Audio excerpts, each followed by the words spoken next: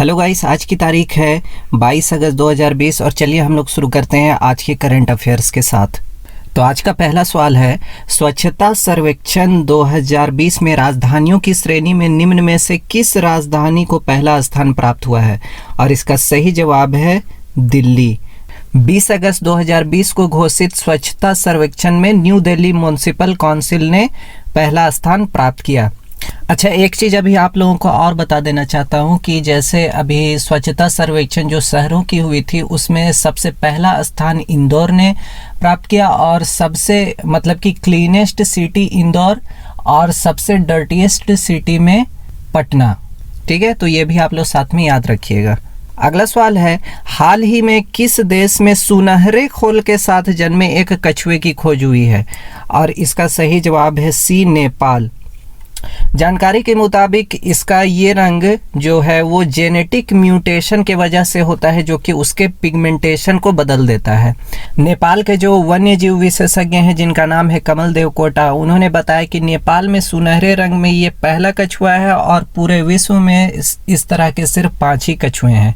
अगला सवाल है, भारतीय कप्तान विराट कोहली अंतर्राष्ट्रीय क्रिकेट परिषद की नवीनतम टेस्ट रैंकिंग में बल्लेबाजों की सूची में किस स्थान पर बरकरार हैं? और इसका सही जवाब है दूसरे स्थान पे। ठीक है, और इनको कितने अंक के साथ वे दूसरे स्थान पे हैं? तो वे 886 अंकों के साथ वे दूसरे स्थान पे है। और टॉप 10 जो है उनमें 2 भारतीय खिलाड़ी और हैं, जिनमें चेतेश्वर पुजारा जो है वो 766 अंकों के साथ 8वें नंबर पर है और अजिंक्य रहाणे जो है वो 726 अंकों के साथ 10वें नंबर पे है।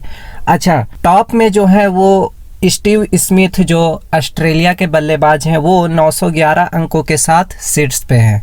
अगला सवाल है, हाल ही में किस देश के राष्ट्रपति इब्राहिम बाउबकर कीता ने अपने पद से इस्तीफा दे दिया है? और इसका सही जवाब है डी, माली। पश्चिम अफ्रीकी देश माली के वो राष्ट्रपति थे जिन्होंने 18 अगस्त 2020 को अपना इस्तीफा दे दिया।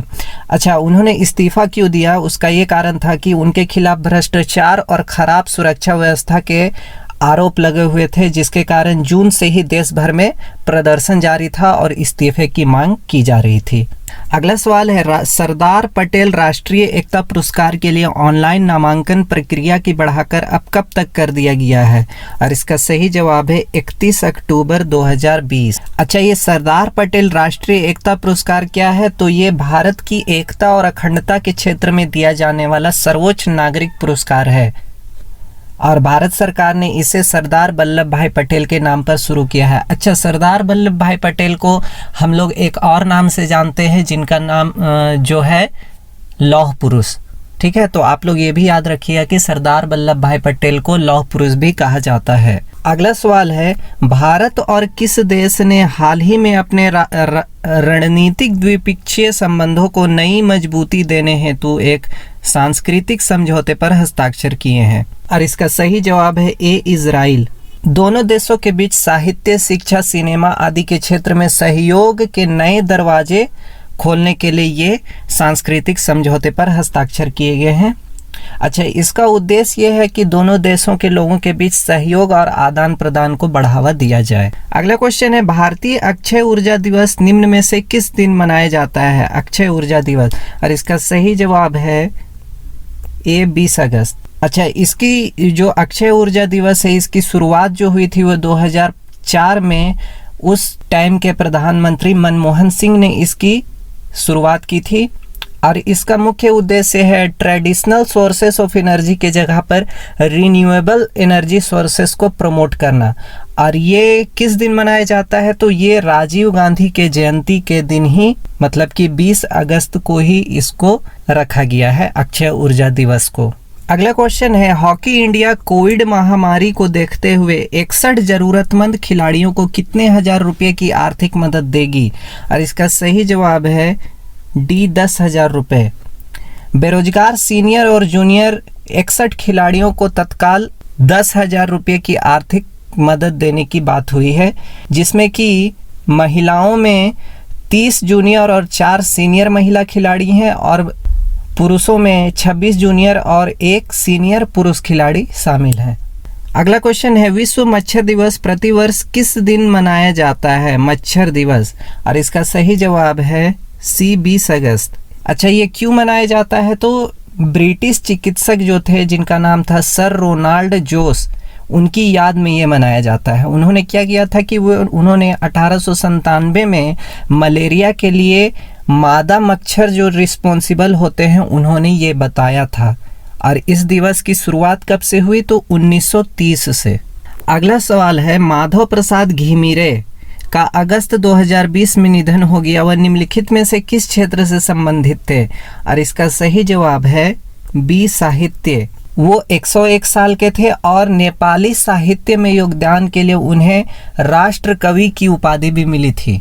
ठीक है, तो आप लोग ये याद रखिएगा कि उन्हें राष्ट्र कवि की भी उपाधि मिली थी, और वो नेपाली आर्मी के ब्रिगेडियर जनरल भी थे। अगला क्वेश्चन है, एंजेला बक्सटन किस खेल से संबंधित थी? और इसका सही जवाब है सी टेनिस।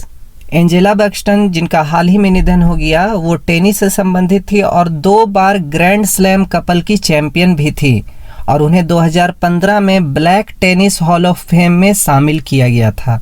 अगला क्वेश्चन है, ग्वालियर चंबल एक्सप्रेसवे का नाम किस भारतीय राजनीतिक नेता के नाम पर रखा जाएगा? और इसका सही जवाब है बी अटल बिहारी वाजपेयी। और इसकी घोषणा किसने की? इसकी घोषणा मध्य प्रदेश के मुख्यमंत्री शिवराज सिंह चौहान ने की। अटल बिहारी वाजपेयी के पुण्यतिथि पर उन्हें श्रद्धांजलि देते हुए इसकी घोषणा की। अच्छा, अटल बिहारी वाजपेयी जो थे वो 3 बार भारत के प्रधानमंत्री बन चुके हैं। पहली बार 1996 में, दूसरी बार 1998 से 99 तक, और तीसरी बार 1999 से 2004 तक वो भारत के प्रधानमंत्री थे। अगला क्वेश्चन है, आतंकवाद के पीड़ितों का दिन किस दिन को मनाया जाता है? और इसका सही जवाब है डी 21 अगस्त। अच्छा, ये क्यों मनाया जाता है? तो जो पीड़ित है आतंकवाद से, उन्हें याद करने और श्रद्धांजलि देने के लिए मनाया जाता है। और पहला जो अंतर्राष्ट्रीय ये आतंकवाद के पीड़ितों का दिवस जो मनाया गया था वो 21 अगस्त को उन्हें सम्मान देने के लिए मनाया गया। अगला सवाल है, प्रतिवर्ष किस दिन को विश्व वरिष्ठ नागरिक दिवस मनाया जाता है? और इसका सही जवाब है 21 अगस्त। हर साल को ये 21 अगस्त को विश्व वरिष्ठ नागरिक दिवस मतलब कि सीनियर सिटीजन्स डे मनाया जाता है।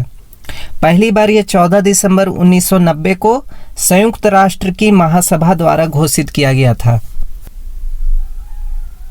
अच्छा, ये क्यों मनाया जाता है? ये इसलिए मनाया जाता है क्योंकि बच्चे और वयस्क के साथ ही साथ बूढ़े लोगों मतलब कि सीनियर सिटीजन्स लोगों का भी हमारे समाज में काफ़ी योगदान रहता है, और उन्हें भी हमारी देखभाल की ज़रूरत रहती है, केयर की ज़रूरत रहती है। तो इन्हीं सब को मद्देनज़र रखते हुए सीनियर सिटीजन्स डे मनाया जाता है हर साल 21 अगस्त को।